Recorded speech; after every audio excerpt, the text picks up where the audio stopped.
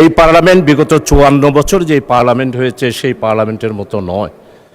এই পার্লামেন্টের কাছে বাংলাদেশের 18 কোটি মানুষ বিশাল প্রত্যাশা এবং বিশাল আশা নিয়েই এই পার্লামেন্ট গঠিত হয়েছে। এবং এই পার্লামেন্টে গঠিত হওয়ার পর আমরা কি দেখলাম মাননীয় স্পিকার, নির্বাচনের আগেই আমরা একটা স্লোগান দিতাম, সেই স্লোগান হচ্ছে চলো একসাথে গড়ি বাংলাদেশ।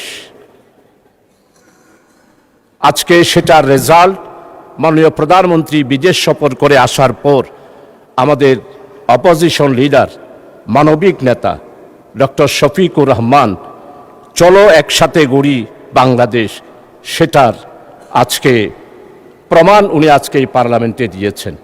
মাননীয় প্রধানমন্ত্রীর এই সফরকে উনি প্রশংসিত করে আজকে বাংলাদেশের মানুষকে অতীতের সমস্ত কিছু ভুলে গিয়ে আগামীতে নতুন বাংলাদেশ গড়ার উনি যে অঙ্গীকার নির্বাচনের আগে করেছিলেন সেটার প্রতিফলন আজকে উনার অপোজিশন লিডার হিসাবে মাননীয় প্রধানমন্ত্রীর সফরের পরে বক্তৃতায় উনি আজকে সেটা প্রকাশ করেছেন।